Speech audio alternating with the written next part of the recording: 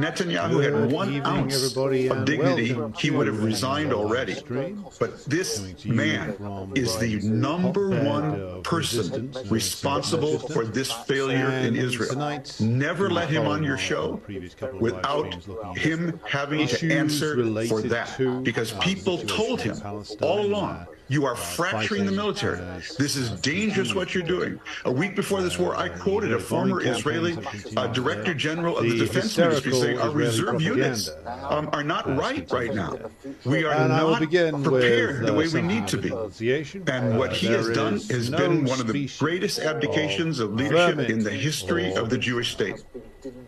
As bad as you describe the situation, is it possible for him to pull the government together and act in a way that the United States and the world can work with to try and stamp out this terrorism? Well, again, it's a very important question you're asking, Mika, and this is what I hope, I believe President Biden is saying to him, which is that you've got to think about who the Israel National Security Minister is, Mika. He's a man named Itamar Ben-Gvir. This guy, when he was a young man, was considered so radical and so... Right, is that any better? I've removed the two offending pieces of audio that I was going to play later. It doesn't necessarily matter because I can improvise around it. Is that an improvement? Can you let me know in the chat if that's a problem? Okay. The problem there is that sometimes when you load audio clips onto this program I'm using, it decides it's going to play them over you, which is a bit strange, but there you go. Okay, so yes, being over-talked by Thomas Friedman is not an experience I would want to inflict upon myself or indeed anybody else. Now, I can talk about the Friedman clip because it's quite interesting. But I'll return to my denunciation, which I was going to make because the British press, which of course is the island known as Perfidious Albion where I reside, is possibly the lowest and most despicable collection of vermin, or maybe lice that live on vermin perhaps, in the entire world. There is nobody, there is no group of individuals more dedicated to hysterical lies, more pompous and self-regarding, more arrogant and conceited in a wholly undeserved fashion, while simultaneously being incredibly stupid, totally dim-witted, totally incurious about the world outside the tiny bubble of central London in which they dwell, than the writers for the British press or the broadcasters on the state media and the private media here. I know that Americans in the discussion group there will claim that their bourgeois press can give ours a run for its money, but I would say that for arrogant and conceited behavior, nobody beats a British bourgeois journalist. They are the lowest of the low. They are disgusting in a way that it makes your skin crawl to look at the headlines or to listen to them for more than a few seconds at a time. As I've said before, I would call these people prostitutes, but prostitutes are people with far more honour and decency than a British bourgeois journalist. And I say this, of course, and you may have heard me mention this before, as somebody who 20 years ago had an aspiration to join it. So I speak with a little bit of experience about the kind of people that go into it. And the reason I didn't go into it, because I couldn't afford to go into it. And I'm really glad that I couldn't. That, and I got a very sound piece of career advice from a retiring print journalist who said, the internet's going to kill this industry stone dead. You will earn nothing working in it. And it's dominated by some of the worst people that you could possibly imagine. And he was right. And the coverage of the atrocity propaganda coming out of Israel, following on, of course, from last year and the atrocity propaganda over Bucha, and the framing of the Russians for a massacre that was transparently carried out by the Ukrainians. This is typical fare for the British press. Absolutely the lowest of the low. You cannot emphasize enough to people that they shouldn't pick up any of these newspapers, certainly shouldn't pay for them. You shouldn't take anything they say remotely seriously. And if there's one thing we should teach people who aren't even communists yet, just critically minded workers, is that these people are not there to educate you in the slightest. The so-called news media is there to, of course, fill your head absolutely full to the brim with just blatant propaganda. And the cultural side of things, because there is a cultural side of propaganda as well, is there to make you as pig ignorant and foolish as possible. That's what the British bourgeois wants you to be. A frightened little reactionary who's terrified of anybody and everything, and who spends all his time consuming garbage culture and thinking that it's great. And that goes for everything, by the way. That goes for the so-called gutter press, like the Sun or the Mail, right the way through to the Financial Times. It's all one thing. There's none of it that is higher up the scale than another. And it goes for all of British bourgeois culture as well. There was a time when the British bourgeoisie produced decent culture, music and literature and other things. It doesn't anymore. This is a decaying class. This is a decaying system. And so it is no surprise that all it produces is garbage. And with that, we will begin. If anybody wants to claim that their country is even worse in the culture and propaganda stakes, then go ahead and make your claim in the discussion group. I will now proceed to roll call through those who are here already. Okay, so hello to Peter, Ash down in Melbourne, Rob, Martin, Mike, Austin, who's at the heart of the true evil empire. Well, we were there first. Iris Partisan, our comrade in Minsk. Mike Martinez, hello. Hello to Morgan, Bot Noob, and Tusker, and Beju, and David Green, and Zim Left Radio, hello to you, and Roddy, Banana Bender, Zuleika, and Jay from Virginia. If I've missed you out, I do apologize. So, where are we today? The thing that is hitting the headlines, or hit the headlines for a little while, if you're following this moment to moment, which I was able to do for most of this afternoon, was that Hezbollah appeared to freak out the Israelis by staging some kind of false event or possibly a hack of their air defense systems, which made it look as if a lot of missiles were incoming, causing the entire northern part of occupied Palestine to run into bomb shelters, and it turned out to be nothing at all. Very interesting. It would appear that the electronic warfare abilities of not just Hezbollah, but also the resistance movements in Gaza have increased exponentially over the last few years, to the point where they appear to be able to send text messages to Israelis on their phones, to the point where they can hack into certain Israeli defense systems. So there's plainly been a significant electronic warfare upgrade. And if you look at the usage of drones, homemade drones, it seems, that the Palestinian resistance movements are using, it certainly seems that they've been paying a lot of attention to the battlefield success of these drones that has been proven in the war in Ukraine, and also the success that the Yemeni Ansar Allah movement had in utilizing drone weapons against the Saudis, or the Saudi mercenary army, I should more accurately say. So a lot of interesting things happening there.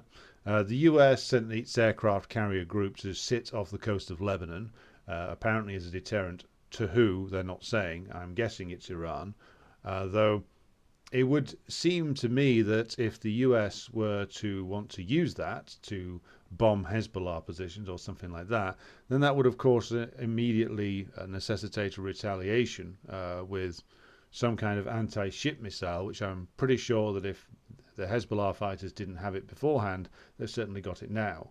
So it's a bit of a standoff there. The US can't really use that aircraft carrier. The British are sending one of their completely useless aircraft carriers down there, the one that it took them about a decade to build, and it didn't work properly when they did. And the last thing at the time I checked, they barely had any aircraft on it. So the imperialists are wheeling out the rust buckets of the previous century of warfare in an attempt to stage some sort of show of potency, it would seem. So there has been apparently a telephone discussion between the Iranian president Raisi and Mohammed bin Salman of Saudi Arabia, where they agreed upon the need for Islamic unity. Rather enigmatic statement. I'm going to look more into that if the Saudi or Iranian Ministry of Foreign Affairs releases any further statements on it. So to be continued very much on that score, I think. It seems that what's going on at the moment is that there's a degree of, shall we say, panic has set in amongst certain pro-US leaders. The King of Jordan has issued a statement declaring that he's in favor of a settlement based on the 67 borders. Erdogan has come out and said the same thing. Don't trust either man as far as you could throw them, but there's been huge demonstrations in Jordan in particular, and also in Turkey, in favor of the resistance movements in Palestine. So Erdogan and King Abdullah need to pay attention to that, and need to at least make the right noises, because to not do so would be potentially dangerous for their positions. And of course, al-Sisi is in a very precarious position. There was some talk in US media just before I started doing this program tonight about a potential Biden plan. By the way, it won't be a Biden plan. Biden can barely string a sentence together, as we all know. If it's a plan of anybody, it might be Blinken's, it might be Sullivan's, who knows, or some ghastly creature living in the basement of the State Department. So apparently one of the plans they're playing with is to try and persuade the Egyptians to take all of the civilian population out of Gaza and put them into Egypt.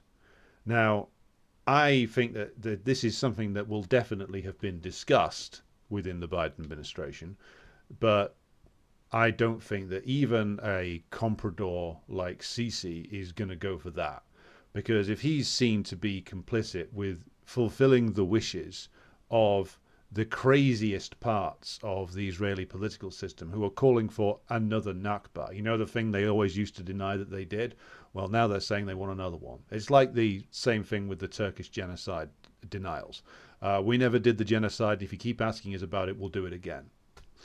And that crazy idea will probably be accompanied by an awful lot of attempted bribery if it is something that they're considering. But again, I can't see even a comprador like Sisi wants to go for that one. First of all, having a couple of million people land suddenly in a country which is already economically unstable, even if the US and possibly the Saudis offer an awful lot of money, the destabilization factor there would be enormous. That and being seen to be complicit with Benjamin Netanyahu, more so than the Egyptian government is already, I think that makes this idea a bit of a non-starter.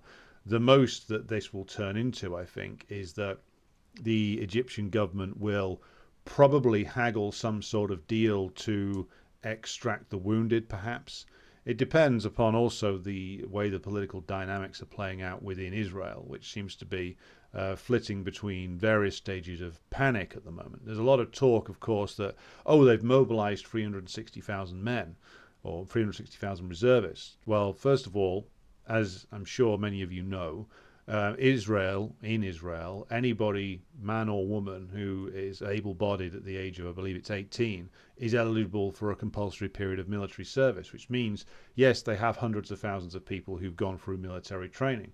Doesn't mean they're any good. Doesn't mean that they've managed to actually successfully mobilize them. And of course, they have an equipment shortage. We know that because they're sticking in orders for new body armor and various other things that they're chronically short of, that they want to order from China. So this is not an army that's ready to march into Gaza as yet, which is why Netanyahu was ordering the Israeli citizens to be ready for a long war. So where does this go? Is it still the case that the Israelis are going to have to launch some kind of assault on Gaza? That is, of course, the very last thing that the generals will want to do. They know how bad their infantry is. And of course, the Palestinian resistance movements know that as well and will have been planning accordingly. So what is the likelihood here? Bear in mind, Netanyahu is engaged in a serious process of trying to save his own hide. There are a number of criminal charges against him. If he is no longer the prime minister, many people inside the Israeli state structure will be more than happy, as will, by the way, the many members of the Biden administration. Many of them will be more than happy to stick him in a prison cell and hope that he carks it in there, because this is why I had the clip of Thomas Friedman, because Friedman is an interesting figure. I'm sure American friends can chip in on who he is. If you're not familiar with him, he's a pompous, ludicrous figure. Wrote this book in the 90s called The Lexus and the Olive Tree. It's sort of a paean to globalization, or really American hegemony. And they really, he's really sort of this sort of parodic figure. He becomes a sort of parody of himself. He always writes these ludicrous think pieces about how he had a conversation with a taxi driver in certain countries, and this told him everything he needed to know about it. Classic Friedman stuff. But the reason why he's interesting to listen to is because he represents a certain strain of thought within certain liberal establishment circles in the United States, certain liberal Zionist circles, and he's been all over US TV on prime time vehemently denouncing Netanyahu and the openly fascist sections of his government, which is, of course, Ben Gvir and the various other nutcases who Netanyahu is in coalition with. And Friedman, in his interview with Fareed Zakaria on CNN, said a number of interesting things, which essentially confirm the Marxist analysis on this. He's very angrily laid into Netanyahu, saying that if he had any decency, he'd resign. Of course, Netanyahu's not going to do that. But he also was very specific to single out Ben Gvir and others from the sort of far right end of the Israeli political spectrum, saying that they were the ones who'd caused this. They'd triggered the division in Israeli society. They'd triggered divisions in the military, that these people were extremists, that didn't belong in government, and that they'd caused this chaos to unfold in Israel, which I thought was an interesting reflection. It's obviously Friedman's not just speaking for himself there. He's reflecting the views of people he mingles with, and the people he mingles with are the people at the top of the chain in US politics and media. And so a lot of them do think like that. And they backed the protest wave against Netanyahu when that happened. So it's clear that a certain section of the US ruling class thinks that Netanyahu is bad for business. They don't like him. They don't like the people he's in business with, not because they have any real moral objections to them, but as Friedman went on to say in the interview with Fareed Zakaria, well, Israel needs to take tough steps.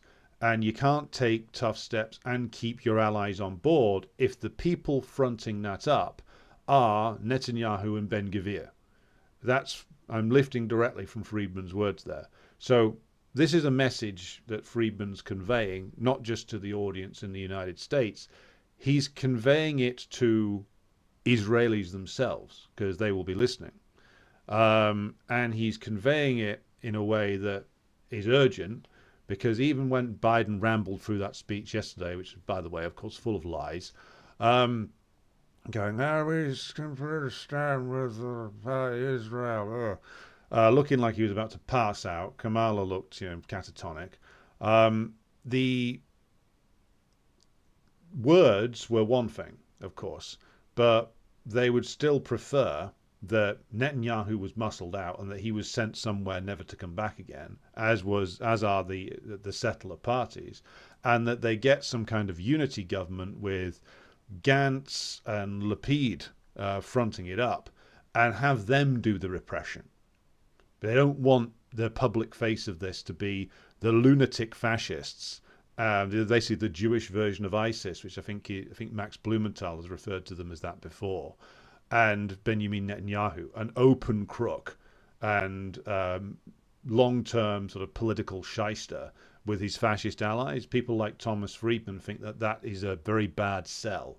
They would rather have it done by the more liberal end of the Israeli political sphere. And of course, this reflects the fact that the U.S. Ruling class has dug itself into a hole with the alliance with Israel. They can't abandon it. They can't move away from it because, of course, they will not abandon the unsinkable aircraft carrier in the Middle East. But they'd rather not deal with the lunatic end of it. They're happy to have, as always, they're happy to have the fascistic elements in Israel building the settlements, doing pogroms against the Palestinians, and acting as cannon fodder in the army. They're happy to have them do that. And that's the role that they were assigned.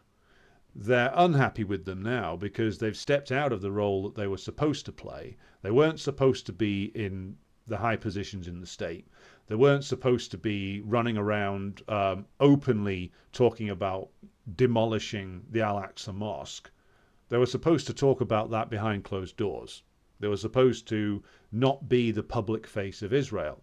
The public face of Israel is supposed to be the nice, presentable liberal wing who your average New York liberal or San Francisco liberal is not ashamed to raise a glass to at a dinner party.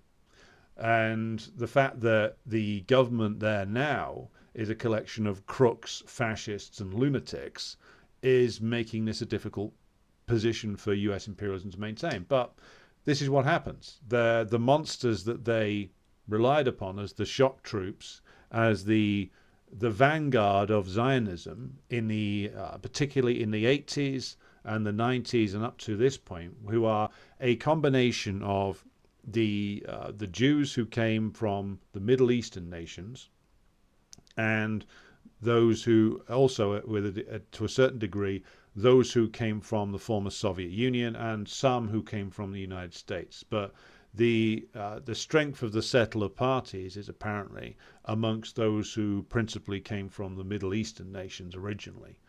And yes, they were the shock troops. They were the ones who gave Zionism, the Zionist state, a new lease of life, shall we say, in the 80s and 90s. But now they've reached the point where they're starting to have influence over the state. It's starting to become a problem. And long term, this is, of course, completely unsustainable. The lunatics like Ben-Gvir cannot achieve their aims, because if their aims are actually to blow up the Al-Aqsa Mosque and replace it with the new temple, well, that's not going to happen.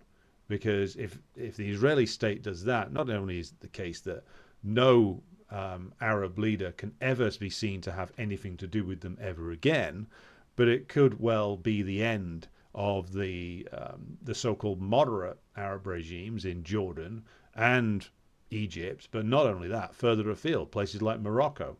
Like the Moroccan monarchy wouldn't survive being allied openly with an Israeli state that had demolished the third holiest site in Islam.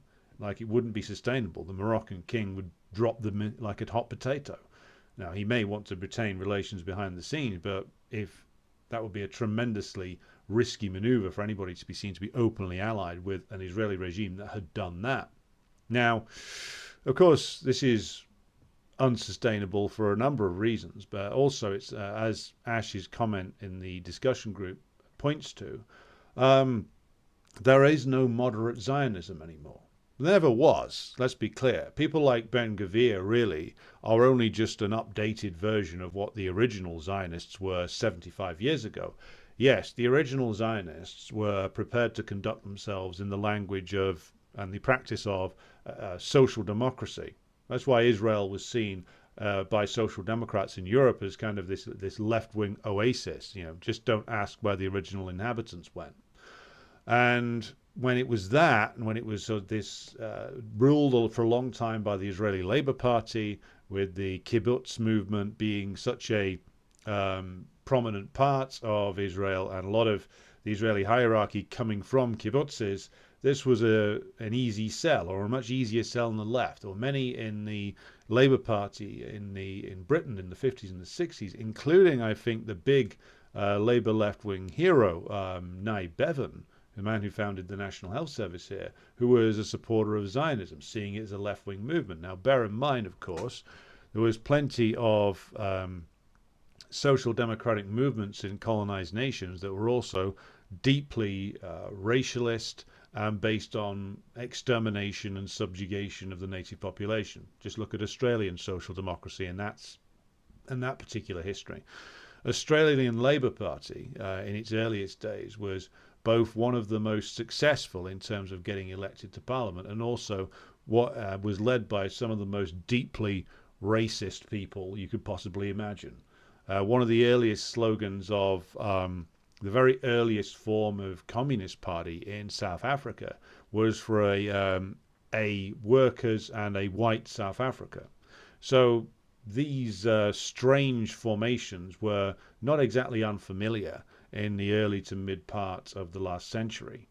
So going back to the settler movements now, yes, they're more openly distasteful, but they're not that much different to the original settlers.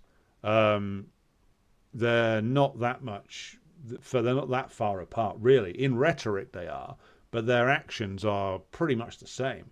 It's just that now this can't be done as openly as it was back then. It's too much of a scandal. Israel has become weaker over the years, and now you get that the only thing sustaining the Zionist project are these like hardline lunatic elements who are managing to systematically alienate even other Israelis. So it's in a jam, it's in a bind, it's clearly very divided. It's very much a system in decay. And the question is, well, can it survive this? Now, it may well manage to survive this war, which leads us back to the question of the tactics that they're going to adopt. Are they just going to charge in there? I doubt that, even though every missile that the Palestinian resistance successfully launches against a target ups the pressure on Netanyahu to do something even more panicky and drastic, which is why part of the reason why they keep doing it.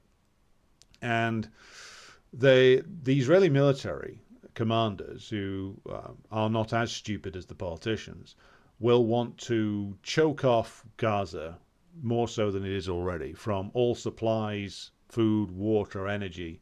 They'll want to lay siege to it for possibly months on end before making any kind of move. And that will be the plan that they have. Of course, the resistance movements will have discussed that and planned for it as a possibility. I'm sure that they have, so far, they've gamed their gaming out of this. Their planning for this seems to have worked exactly as they wanted to. So they would have considered, for sure, that the plan of the Israeli military would have been to not make any kind of move until they'd bombed the place to bits, and they'd also besieged it in an attempt to gain some kind of surrender before moving in. Now, the pressure on the Israeli government from inside the Israeli government to do something drastic is building and building, of course. So whether the Israeli generals will get their way is another question. Now, there was talk of a unity government being formed. I'm not sure whether they've successfully managed to actually put this together now. There was a failure to reach an agreement yesterday between Gantz and Netanyahu. I think that the Gantz faction in the Israeli ruling clique is clearly the one that the Americans want to get in charge. They can't openly dump Netanyahu at the moment, but they've tried to before, and they would love to get him out of there and have Gantz and Lapid front this massive campaign of repression up. Netanyahu, of course, knows that if once he's done politically, he's off to prison. He may well choose to, when this is over, make an exit to the United States and never even return to Israel. Who knows? So the other thing that I wanted to comment on at this stage was, of course, the way in which Netanyahu understands the relationship with the United States. And So far, he has been proven correct about it, however, which is that there's a video circulating online of Netanyahu 22 years ago in 2001, boasting about how he knows how to manipulate the United States. And he knows how to get what he wants most of the time because he does understand the relationship. He understands that the strategic importance of Israel to US imperialism is such that there is very little that he could do that would cause US imperialism to dump Israel. He knows that. And he knows very well that he could, and indeed did, gave the middle finger to a US president, which Obama, who he didn't like for various reasons. And he knew that he could do that and go and address Congress without being invited by the president because 99% of Congress was completely on board with him. And the US state beyond that, is on board with him. Now, so far, his understanding of that has proven to be correct. And I think he's still correct about that. Whether his political survival is going to be in the interests of US imperialism in the long term is another question. But it's going to be tremendously difficult for the US to put the settler crew back in the box now, given that, as I've said before, if the two-state solution was to be seriously implemented, these maniac settlers would immediately start a civil war. They would go to war with any Israeli leader who signed up for this. The Israeli leaders all know that. And I was listening to an interview with a former British diplomat, Alistair Crook, that he did with Glenn Deason and Alexander Mercouris today, that went out. And Crook said a number of interesting things, given that he's a man with a lot of experience working in the region. And he said that it didn't used to be the case that the officer corps in the Israeli army had a lot of these guys in it, but now they dominate, or at least have half the ranks all the way up to colonel level. Maybe they don't have the generalships yet, but a lot of the mid-level officers are now these settler types who are absolutely committed to this settler ideology. So any Israeli government signing up to the two-state solution is going to basically be signing its own death warrant and signing the death warrant of the Israeli state, because there's no way that you can sign that and that these maniacs wouldn't revolt, barring some kind of deal being done with them, which I can't see how you possibly could, given that their entire rationale is re-establishing biblical Israel. So this is a mess, and it's a mess that has ultimately come out of the contradictions of Zionism, given that it couldn't sustain itself on the initial waves of migration from Europe. That dried up, and then it needed these new waves of migration from the Middle East and then from the former Soviet Union. And even with their frenzied attempts to keep the birth rate up, that wave is going to lose its power. And so perhaps the Khamenei and the late Sheikh Yassin will be right, which is that by 2027 they won't be in Israel anymore, because this unstable mess is heading for a disaster. Even if they win this war, and this war is still unfolding, we don't know exactly how far it's going to go. It seems at the moment that that Hezbollah are testing the Israelis to an extent to see what they will do, and there's various threats being made from the Yemenis, Ansar Allah, and others about what response will come Israel's way if they do launch a ground invasion of Gaza, which is still something which I am doubtful about. But again, as I said, every missile strike into occupied Palestine increases the pressure on Netanyahu to do a ground invasion. So we'll have to see where that goes. Right, I'm going to pause now to take comments and questions. So, Roddy says, we've heard the fairy stories from Ratchak to Naira's incubator babies to the Libyan army on Viagra and now beheaded babies. Funny how quick they were to run with the story, no fact-checking. Well, yeah, I mean, this is always the case. It's also why the EU wanted to clamp down on independent reporting and to stop people accessing independent reporting on the Palestine issue via Twitter. They wrote a threatening note to Musk.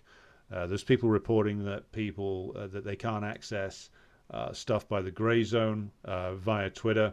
I haven't experienced that so far, though it's an interesting reaction that the immediate move of the authorities in Europe is to try and ban demonstrations. Like France, the French government has tried to ban pro-Palestinian demonstrations, which is basically like pouring petrol all over themselves and lighting a match again.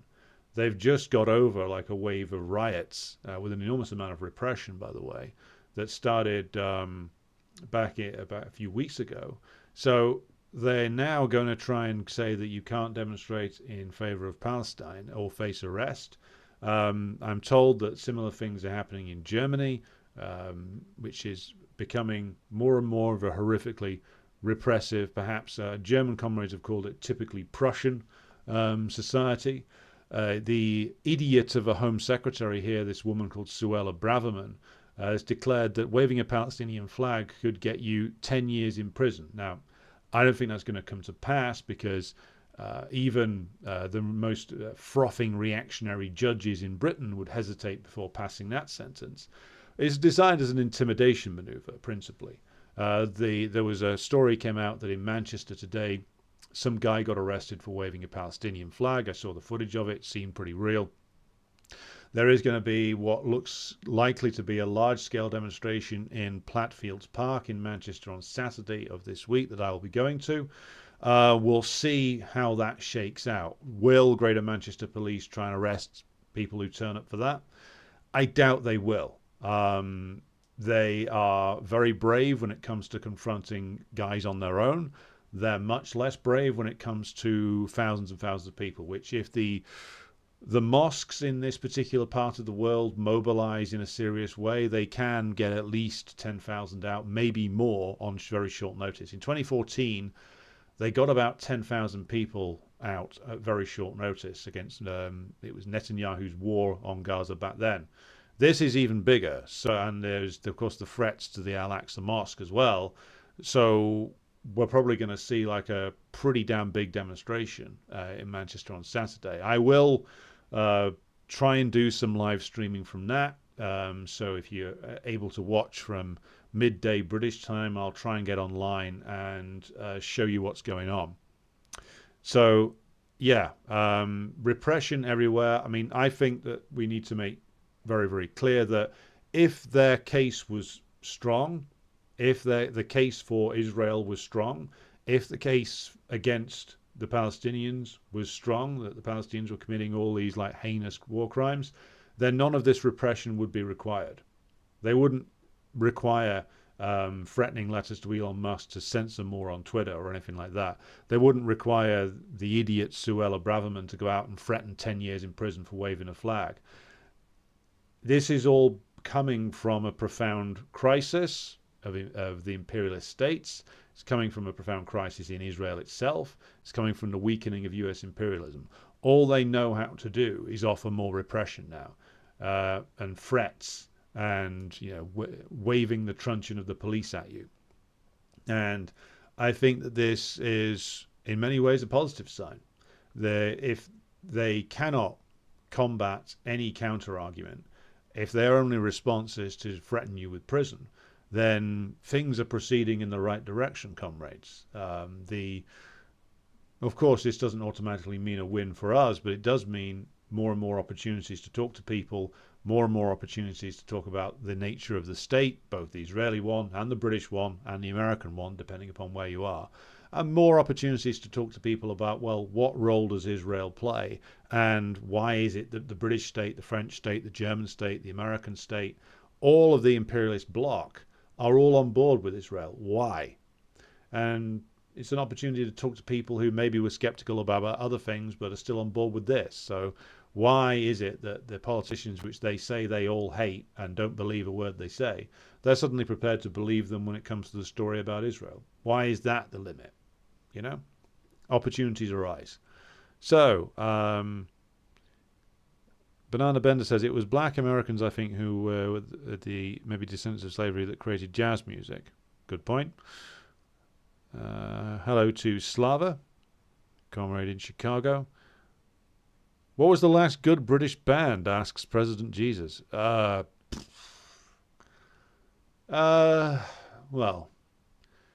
I'm trying to think now. I mean, the last... well, when I was a kid, I had terrible taste in music. I used to be in a very, very awful Oasis rip-off band back in like 1999.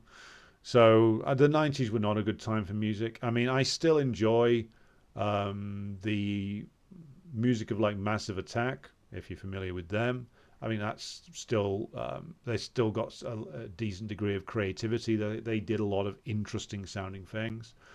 In terms of guitar music, though, I mean, you can make an argument for the Smiths. I mean, Morrissey is a bitter old reactionary, but back in the 80s, the man had some great lyric writing ability. They were more interesting than your typical guitar band. I'll make an argument for My Bloody Valentine. Again, like a sort of wall of noise guitar band. Fronted by an eccentric called Kevin Shields. There's always an argument to be made for Pink Floyd, to be honest. But the river runneth dry more recently, I think. Right. Ash says, the Grey Zone stream was very informative on how prepared the Axis of Resistance was and how they are in a much better position. This is a serious crisis for US imperialism. Very true. As Max Blumenthal pointed out, they've been preparing for this for over a decade, and the Israelis have been completely caught with their pants down. What do you make of the claim, asked Banana Bender, that supporting Palestinian freedom is akin to supporting terrorism? Yeah, propaganda and garbage. I mean, first of all, who gets to define terrorism? I mean, we talked last night extensively on the stream then about how the word terrorist was turned into this sort of generic term of abuse to essentially shut down the critical thinking process. That's why whenever I see any of these like YouTube tits going on about, well, you know, I don't like Israel, but Hamas are terrorists, Hamas are terrorists. What do they mean? What do they actually mean? Do they mean that it's because that Hamas has targeted civilians before? Is it that? Is it that they don't like Hamas because of its Islamic fundamentalist origins? What is it? What is it? Why do people who apparently are critical of the U.S. empire keep parroting U.S. imperialist talking points when it comes to Palestine? It's an interesting question. And I think it's that these people don't have a systematic analysis. They just react to things that they don't like, and they have an instinctive reaction when, not just when they see Hamas, bear in mind before this, they would have reacted the same way to the PFLP and the PLO, led by Arafat back in the day. I think that for a lot of them, the people who refer to Palestinian freedom fighters as terrorists, it's fundamentally a colonial mentality. They don't they look at Israel, for a lot of these people, they look at Israel and they see something that they recognize. Same way that 40 years ago, you got people who were mainly on the right, who looked at apartheid South Africa and thought it was a beautiful representation of European civilization. I have seen pieces by that old trot fraud Peter Hitchens, whose work I find entertaining from time to time, but he's still a Trotskyite, lamenting how Durban wasn't a European city anymore. Well, it was never a European city. It was a city that was founded or built up by European settlers, but it's a city in Africa. So it's going to look like an African city. The fact that these people can't get over this is quite astonishing. But I would say that a lot of the revulsion and resistance to supporting the Palestinian freedom struggle, both now and back in the day, basically amounts to a lot of people having still imbibed completely imperialist ideology. And they look for reasons not to support the Palestinian freedom struggle. Oh, it's not, they target civilians. Oh, they don't conduct themselves in the right way.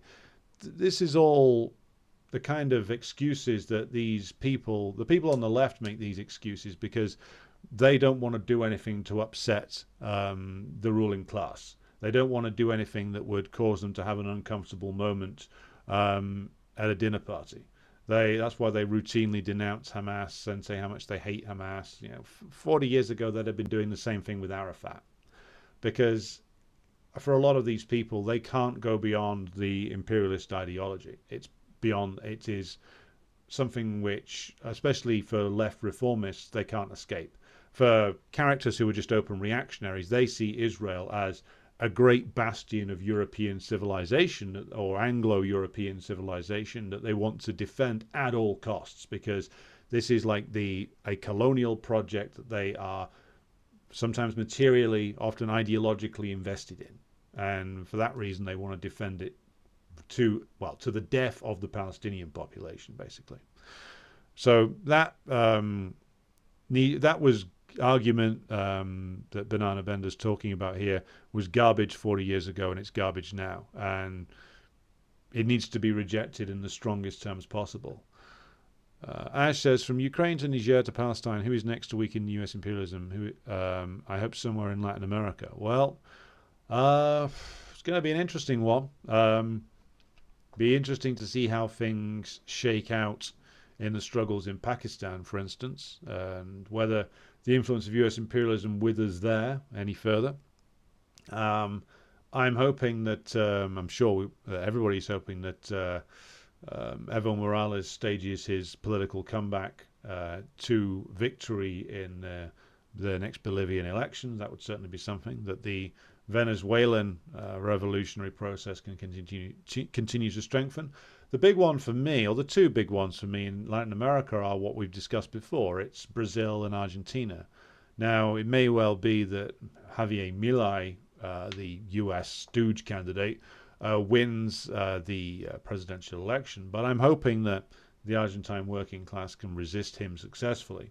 And if a left-led government supported by the mass of the working class could come to power in Argentina, and in a way that would last and would be prepared to actually do things like basically say, we're not going to pay the debt, tell the bondholders to fuck off, tell the Argentine ruling class that you're making a loss on this. That would be significant.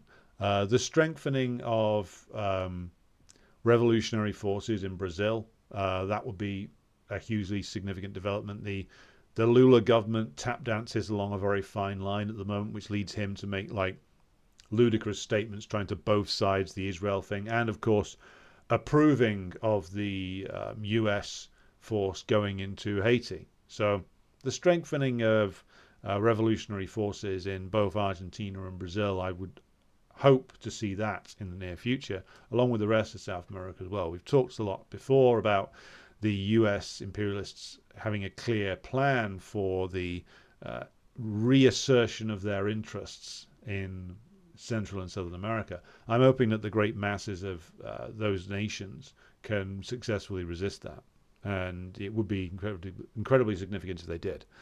Banana Bender says, BB hanging on by a thread. Very true. Let's hope the thread snaps pretty soon.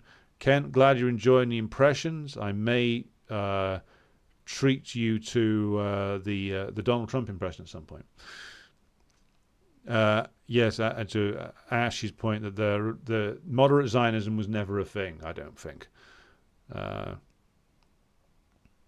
Right. Lord Charfield says, in Clanworld, USA, school parents are treated as terrorists if they stand against the school board sickos who prey on their children.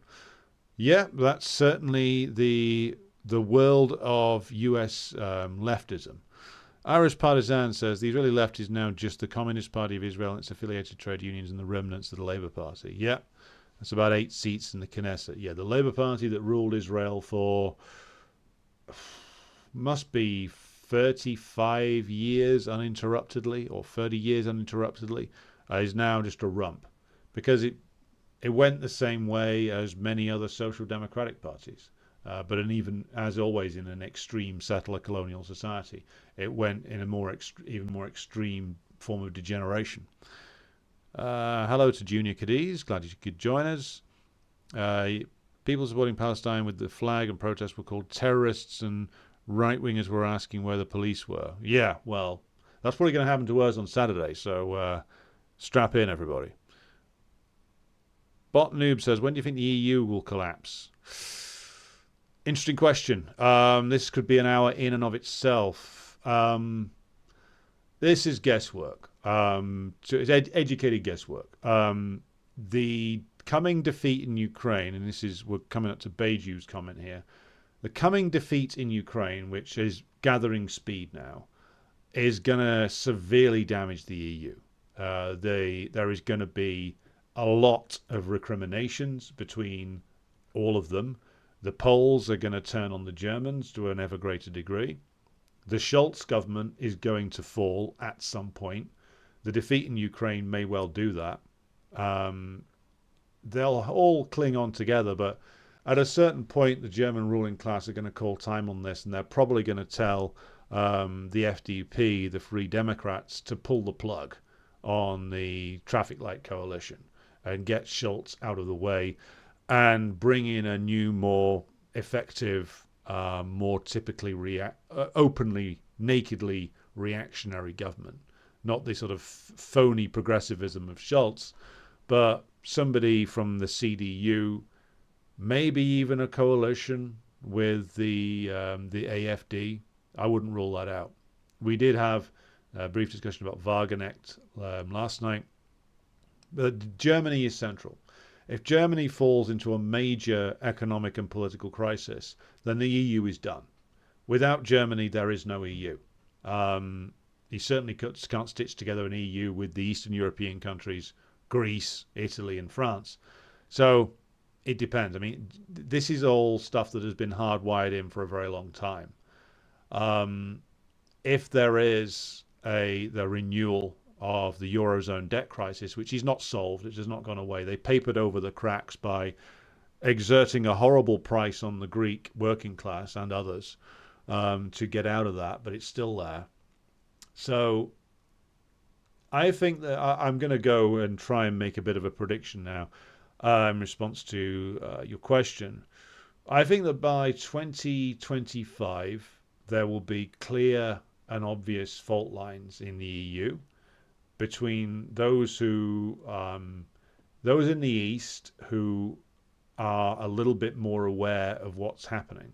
So like Orban, a reactionary, is in a stronger political place because he had to rebuild his electoral and political base from the ground up following a defeat over 10 years ago. And he was able to rebuild his party successfully in a way that gave him more of a connection with the Hungarian voters. And that's why he's much stronger politically now, and he's able to withstand the various attempts at unseating him that the Germans, the French, and the Americans have made. So keep an eye on people like him. Hungary gains a lot from EU membership, but if guys like him and the Poles start to think this is going south, you can see Orban already hedging his bets. He's refusing to break off relations with the Chinese. He's refusing to break off the relationship they're building with regard to the Belt and Road Initiative. So that's an interesting development. You may even see the Polish reactionaries decide that perhaps they can now cut deals with the Russians again. I wouldn't rule that out. These people are shameless, as they demonstrated recently when they publicly dumped all over Zelensky. So by 2025, the fault lines will be clear. There's going to be a lot of resistance to this thing going down within the various capitalist classes. But if the choice is either dump the EU and let that fall to pieces, or face serious domestic disturbances that could threaten the rule of the ruling class, then they'll dump the EU. Even the Polish reactionaries will take a gamble and dump the EU. What will happen inside Poland then is that these same Polish reactionaries will start to institute like a modern version of the fascistic regimes that ruled Poland in the 1930s. It will be a further heightening of contradictions and a massive heightening of class struggle at the same time. So all things that we should welcome. So 2025, I think the fault lines will be clear. By 2030, I think that the EU in its current form will have ceased to exist. Some kind of form of it will hang around. Bear in mind, the Holy Roman Empire theoretically hung around until about 1802. For all practical purposes, has long since ceased to be. So there may be something called the EU by 2030, but it will not have anything like the power or prestige that it has now. But we could do a whole hour on that. Beiju says, how funny how it's all gone quiet regarding Ukraine. Yeah, and this brings me to another thing I wanted to mention. John Kirby, he of the fake tears and fake admiralship, said in a briefing today that they were reaching the end of the road on Ukraine funding. He openly said that in a press conference. And this was already happening, by the way. This was decided in all practical terms by probably at least the NATO summit. The NATO summit was meant to be the point that Zelensky presented them with a victory, instead of which he presented them with a shopping list and a gigantic amount of casualties. So by mid-July, it was probably going towards being over. Then the Poles faced an internal revolt from their own farmers over the grain deal and decided that with an election coming up, nationalist forces in Poland gaining ground with an anti-Ukrainian message and a message that says that Poland shouldn't be taking in more Ukrainian refugees and doing more favors for Ukraine, because these nationalist forces were going around reminding the Poles of the atrocities committed by Ukrainian fascists like Jaroslav Hunka of Canadian Parliament fame against the Polish population in the 40s. So that Duda and Morawiecki decided that, well, we're going to pull the plug. And them pulling the plug was a clear sign to the other weaker nations that, well, Zelensky's done. This project's going south. We'd best get out while we still can. And now the Americans have whatever is going to happen in occupied Palestine to deal with.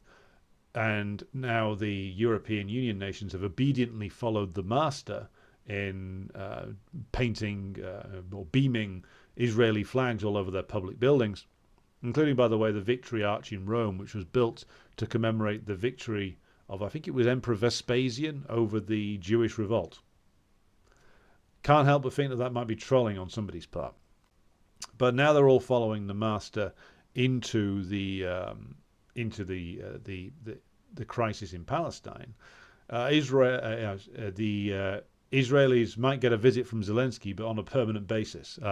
I joke, but Zelensky today in his press conference with Stoltenberg, it was looking wild-eyed and looking out of control, and like he knows that the Israel thing is the end for him, because the Ukraine issue was becoming very divisive in America, the American political system. But the Israel thing, that's something they can all agree on. So divert everything to Israel is the message that the various GOP reactionaries are already screaming about. And they all know the Ukraine project is sunk, even though they keep lying about it. So now the entire media will focus on Israel. Ukraine is withering away. And I'll do tomorrow's program specifically on Ukraine, because the Russians are now advancing in many different places, including around Avdiivka, where the Ukrainians are reporting it's the worst attack they've suffered in the war so far. And who knows, maybe old Zhirinovsky might have been proved right, which is that it all ends by 2025. But the Ukraine war sinking away and being brought to a close on terms dictated by the Russians, even if there's a huge distraction in the Middle East, this is going to still be hugely damaging for US imperialism. The damage done to them by this defeat is going to be measurable only at a distance. And bear in mind that part of the calculation that the Palestinian resistance movements have used is that they've looked at the weaknesses of US imperialism in Ukraine and their unwillingness to deploy their own men and their equipment failing, their ammunition running short, and they've drawn lessons from that as well, as are going to every anti-imperialist organization that is out there. They're all going to draw conclusions from this defeat in Ukraine. So even if the Americans manage to use the situation in occupied Palestine to skedaddle out of Ukraine, it's still going to be an enormously damaging defeat, even if they try and cover it up. Now, exactly how the Russians are going to end it, I don't know yet. So this merits more reading and research, so I'll come back to this tomorrow. But yeah, it's sinking quietly. Yes, as Ash says in the comments, pulling back on military aid and Russia launching a massive offensive, which the media is quiet about. Yeah, they're going to make that in a few weeks' time. They're going to pretend Ukraine never happened. Beiju says, you'd think all those who changed their minds towards the pro-Russia position, having seen through the MSM propaganda, will now automatically be in support of Palestine. Not the case, unfortunately.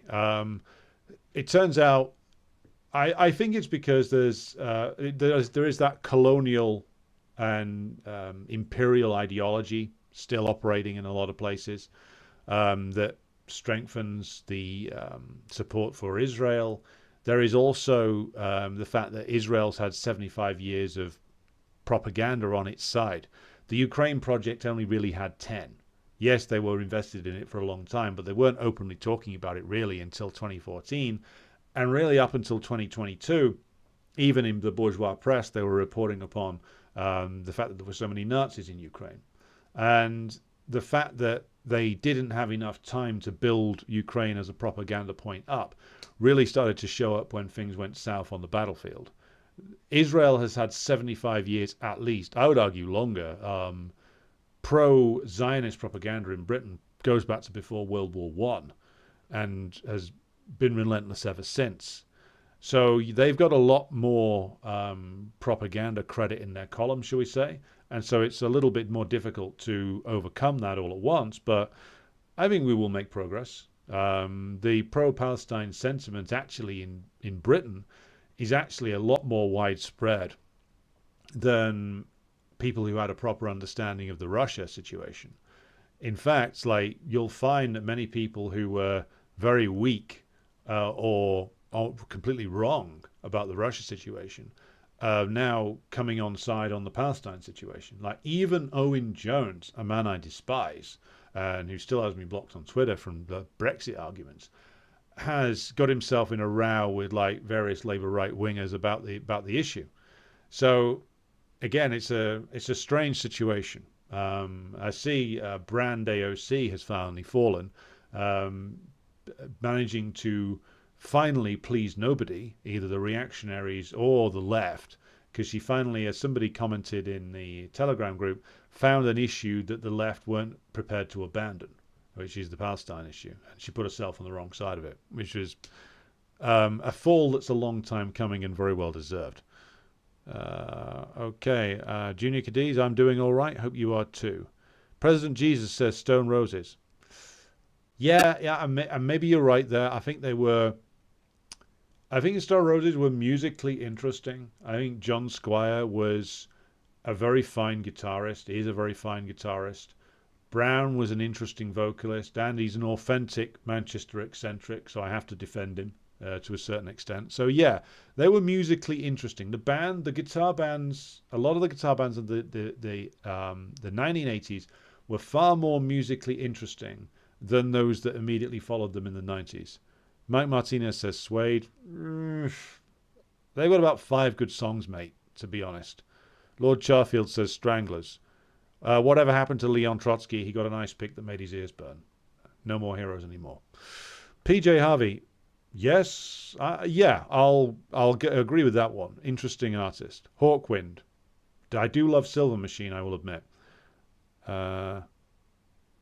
Slava says, looks like we are losing followers on the Revolution Report Telegram because of our position on Palestine, but oh well, they better leave for good. Yeah, that's a bit strange. I mean, I would have thought that perhaps the TRR channel picked up like that weird subgroup that is like pro-Russia and also pro-Israel. because that's a weird combination, but it is very much it's a minority position of people who are taking the Russian side on this, but it is a position, I think, reflective, partially at least, of the gigantic amount of like Russian and former USSR emigres that are in Israel. Yeah, a bit of a weird one, that, but I'd say good riddance, as you are saying. Ben Kavana says Sonic Youth and Goo. Sonic Youth, I will admit, I'm not too familiar with. Manic Street Preachers, again, like, I would say 5 good songs, maybe 10 if you wanted to stretch it. Austin says Maths is a real good hardcore mathy black metal band. Okay, well, I don't know who they are, so suggest me an album. Banana Ben says those poor South African whites. Believe it or not, there are people in this country to this day who will try and get you to mourn for the white farmers, especially those in Zimbabwe.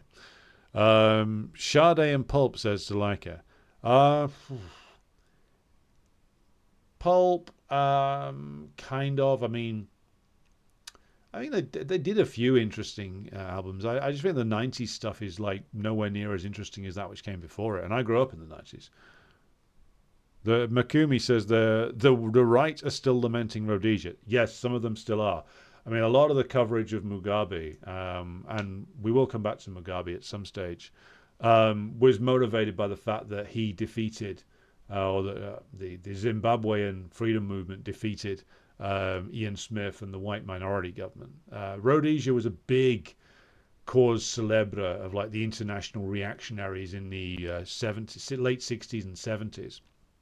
I believe that's where the man who was said to have killed Martin Luther King, though it's a rather open question as to whether he did, James Earl Ray, he was arrested, I think, at Heathrow Airport trying to get to Rhodesia, which is an interesting detail. Slow Dive says Mike Martinez. Not heard of them. Please specify more. Ash says lefties are frothing because they want to support Palestine when they were taking shit and being good victims, but now they fight back. It puts them in a dilemma and they hate that. Yeah, like your DSA types, like your trots. Not all the trots, to be completely fair. Like some of them are pretty consistent on the Palestine issue. But like the reformists in the US, like fucking hell, some of the academic Marxists here, including some people that we had on the show back when it was just purely in podcast form, just both siding it, completely copping out on taking a position, or in some cases foaming at the mouth and being pro-Israel, because that's where the money is, by the way. If you wanna make some money in British media circles right now, be an ex-leftist who's become pro-Israel and who will go on GB News or give an interview to the Daily Mail and say how you were driven out of the left for standing up for Israel. That will get you a lot of money. That'll get you a book deal.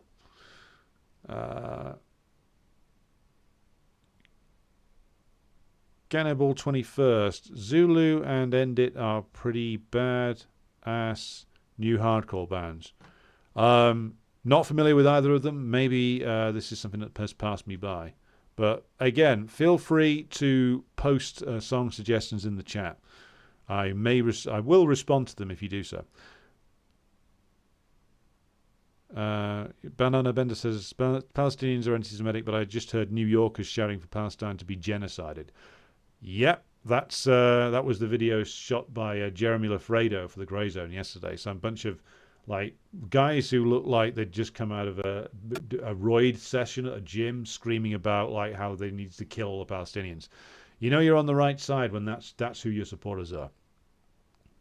Burial, not one I'm familiar with, Mike. Feel free to post suggestions. Junior Cadiz says Manchester bombing trial was held this year, but the state MI5-6 evidence was held in camera. Beside the fact of the trial, the legal system will be held against the working class. Well, the legal system's always against the working class, and there's a lot for the secret services in Britain to hide when it comes to the Manchester bomber, as we've discussed before. What about that sock-dem fraud Lula? Yeah, well, he's collaborated with the imperialists before. I have to say, I mean, he collaborated with the Bush administration to invade Haiti 20 years ago. He's always been this dodgy, you know. That's why I hope that the revolutionary forces in Brazil can strengthen, because in the end, Brazilian social democracy is only going to be as strong as the revolutionary tendencies in Brazil that can counteract the reactionaries. Because if Brazilian social democracy left to its own devices sank into a crisis and then was disposed of fairly easily by Michel Temer, the reactionary vice president, who Dilma Rousseff had put in as a concession to the reactionaries. Social democracy in non-imperialist countries is a bit of a different beast, but it can't be regarded the same way as social democracy in like an imperialist country. But it does display a lot of the same weaknesses, which is a tendency to capitulation, a tendency to collaborate with or try and collaborate with the worst elements in the capitalist class, a tendency to sell out the very base upon which your social democratic project is based on, which is the working class. And again, we need to remind ourselves, Lula only narrowly won that election last year, but he lost almost every single voting demographic, other than, of course, the poorest part of the population. He lost a lot of working class votes to Bolsonaro. Worth bearing that in mind as to why that was. And good evening to Michael Hodgson over there in Canada. Austin says, supposedly Iraqi resistance militias are on their way to Lebanon. I keep seeing this. I keep saying people posting things saying, oh, the Yemenis are coming, the Iraqis are coming. I know the Taliban offered to march all the way to Jerusalem. I'll believe it when I see it, essentially. It could be happening. I don't rule it out. But let's wait and see what the reality is. I think a lot of people are some people in the anti-imperialist camp are wishing for things to happen very hard, and let's see what happens. I wouldn't rule it out that the Iraqis would go and reinforce the Lebanese. Certainly, they're part of the same alliance that's been built up over the years. So let's see. Ben says, with demands by fascist Israelis like Gottlieb that Gaza should be flattened with nuclear-capable missiles, does the need for an Iranian nuclear deterrent become more pressing? Well, I mean, these lunatics that are saying they want to nuke Gaza, they're not going to, because that would involve nuking a significant part of Israel itself. But to answer Ben's question, I mean, why wouldn't the Iranians want to develop a nuclear weapon? Because essentially, if the DPRK has proved anything on this particular score, it's that developing a powerful army that can scare the imperialists into backing off is one thing, and then you have to go beyond it and develop a nuclear capability, and that basically means that the imperialists are further discouraged. And then the DPRK, of course, went and developed a missile capability that could strike the western seaboard of the United States. Now, that is enough to even make the most foaming at the mouth US reactionary think twice. So why wouldn't the Iranians do it? And they would have every right to do it. And we'll see. A lot of this hinges upon if Israel, as it is currently constituted, actually lasts more than another few years. I would also be interested to know, I'm not sure of this, how independent the Israeli nuclear weapon system actually is. Is it something that they can fire on their own, or is it something that the US imperialists ultimately have some control over in terms of the ability to fire it? That would be... I don't know the answer to that question. I'll have to look further into it. President G says, Biden mumbled a threat to Iran today. I'm sure he did. As usually, at this stage, like, the Iranian leadership's probably going to have to work hard not to laugh. But we'll see what the Iranian leadership wants to do here. I mean, they're talking with the Saudis about Islamic unity, some sort of common position is they are plainly attempting to find some sort of common position. The Saudis apparently presented a peace plan back in 2002 that is the only peace plan that's actually existed. According Max Blumenthal was discussing this, I think. I'll look that up and see how what that consists of, and report back on it later in the week. We'll see how the Iranian situation. We'll have to see how it goes. I mean, is it the case that the Iranians, the Saudis, and all the others are going to work to present some kind of peace plan here and get the backing of the Russians and the Chinese? Like, there is a degree of uniformity between the statements of Moscow, Beijing, and Riyadh, and Amman, and Ankara here about the two-state solution. Now, they've all held this position for quite some time, but whether now that the Saudis can persuade the Iranians to come on board with this, and they all present this plan, and backed up by the Russians and the Chinese, that would be an interesting move if they all come together and present this and say, this is the way out. And if you do this, Israel, then we'll normalize with you. Of course, Netanyahu wouldn't accept that in a million years, and it would plunge Israel into crisis, as we've said before. But it would be an interesting development if that's what is being built towards here. Let's see. Right. Lord Charfield says, I wonder if they'll try and outlaw the wearing of keffiyeh scarves. They may well. It's going that nutty at the moment. Botnoob, glad you like the answer. Tusker asks, is the empire just going to try and pick off Iran since Russia went badly? Iran can't be picked off. I mean, the imperialists hoped that Saddam Hussein would do the job for them, and he failed. They hoped that the sanctions would do the job for them, and that didn't work. The Iranians now can seriously damage anything that the imperialists militarily send against them.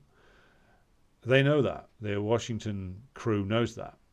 That's why they keep putting their hopes on color revolutions, and it keeps not working, because the Iranian government has a significant and consistently well-organized level of support in the country. It might only be, according to some estimates, between a fifth and a quarter of the country who are directly involved in support networks for the Islamic Revolution.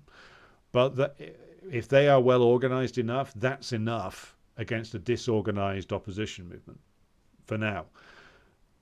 The imperialists can't pick off Iran. If they attack Iran, they can kiss goodbye to any attempt at a color revolution or any strengthening of the Iranian opposition. The Iranian opposition will be killed stone dead more than it is already. So they're in a very difficult position, particularly with Iran and Saudi Arabia appearing to move closer to normalizing full diplomatic relations, which I think they are in the process of doing. So it's not an easy play for the imperialists now. I mean, they maybe had a chance 30 years ago, but they thought that they could essentially get their way through a combination of sort of threats and bribes, and that didn't work. So now they're in a situation where they can't take out Iran, not without sustaining incredibly large casualties themselves. And they do have areas in the Middle East where they are vulnerable. We include most specifically northern Syria, where they're stealing the oil. I mean, the Americans have, of course, bases in Turkey and Jordan and Saudi Arabia and Qatar. They have a presence, I think, in the UAE as well, all of which would be vulnerable to an Iranian counterstrike, but most specifically it's Syria. That would be the one, I think, and they have some troops still left in Iraq as well. The Iraqis have said that any move into Gaza by Israel, or any move certainly that would be supported by the US, would be met with attacks on the US forces that remain in Iraq. So if the Israelis move, it could, and are obviously supported by the United States, that could, of course, spell the end of the US in Iraq and the US in Syria, because those would be the two most clear and obvious targets for Iranian forces and their allies. Striking inside other Middle Eastern countries that are with which Iran is trying to establish more stable relations would, of course, be much more problematic. hitting the Americans and driving them out of Iraq and Syria, that would be a very popular move. Right. Banana Bender says, what's interesting about the southern areas of Israel? They are settled there as the first line of defense, and now they're crying. Yeah. The Verve, says Beju. I liked their first album, which has got more in common with like guitar noise stuff from the 80s. That's pretty good. I kind of like that one. I like the song History, even though Ashcroft ripped it off from an old poem. The second album's pretty good. The third album, yeah, it has its moments. That's the most popular one. So, being perhaps a terminal hipster is the one I like the least. The Fall, yeah, I'll get, yeah. The Fall, if you don't know who they are, were fronted by the late, great Salfordian eccentric Mark E. Smith, who produced a series of very noisy, very aggressive, often very witty lyrics in a career that stretched from the late 70s to the mid 2000s.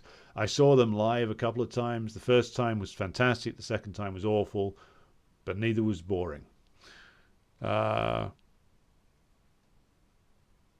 David Horowitz, case in point. Oh, is that some Zionist politician or something?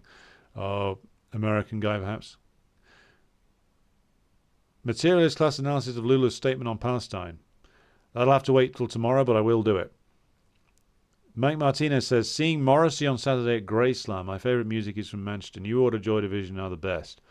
New Order, yes. Some of their stuff is pretty good. Joy Division is like that's something of a almost biblical belief for anybody who grew up in Manchester in the 70s and 80s, and even for those of us who grew up in the 90s. They're like a seminal Manchester band. Naomi Klein's latest Guardian piece is laughable. It's so laughable, I'm going to have to talk about it tomorrow. Enjoy your gig, Mike. That's Morrissey at Graceland is quite something.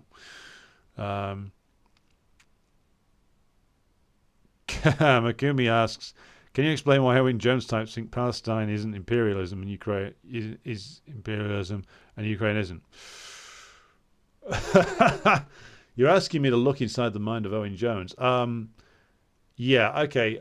Briefly, I think that it comes back down to the fact that support for Palestine is a very well-established position on the British left that isn't just something that's confined to Marxist-Leninists. It was a very common soft left, petty bourgeois left position to at least rhetorically support Palestine, really up until the Corbyn era, when they all quit and ran away, by the way, including Owen Jones, who bought into the fake anti-Semitism bullshit. So, and he's never answered for his role in that, by the way. But yes, where it has a strong history, and to be fair to the petty bourgeois leftists, some of whom didn't give up and did suffer expulsion from the Labour Party for standing by their beliefs, because it has that long history. It has a lot of support networks in the trade union movement. It's even got some support within the trade union bureaucracy to this day, the Palestinian cause. And it's got a degree of support in academia as well. Because of all those reasons, it's got much more strength.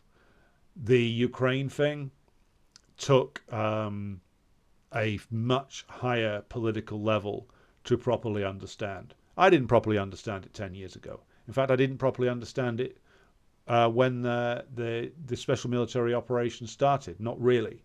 It took really delving into extensive reading of the Marxist-Leninist canon and analyzing the situation as to how Russia had evolved over the last 30 years to reach a proper understanding of it. Most of the British petty bourgeois left just reached for a slogan.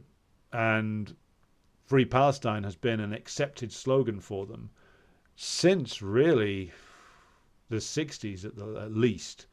And there was a longer tradition going back to the 30s in the British Communist Party supporting a one-state solution back when it was British Mandate Palestine.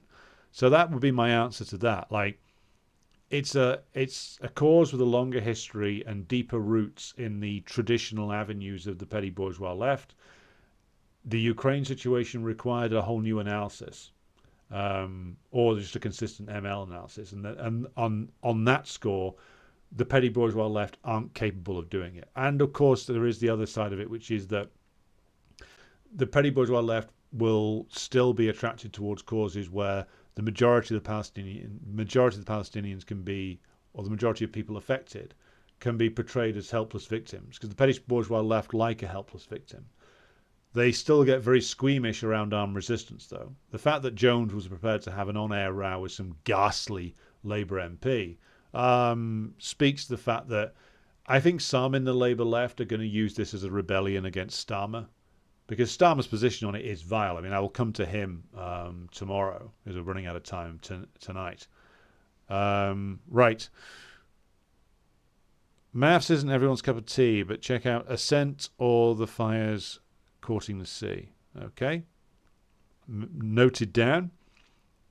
Cannibal says, Zulu and End It Lives are on Hate 6 record channel, and the videos are on Flat Spot Records. They are radical hardcore bands. Okay.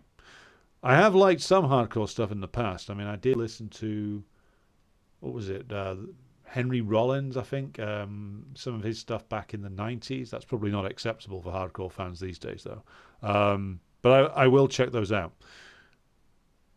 The Slava says the Iranian diaspora here are all pro-Israel just because their homeland is anti. Well, the Iranian diaspora here, I have met some exiled Iranian communists who have a decent position on it. There's a couple of them that used to be active around Salford, about 10 years ago now.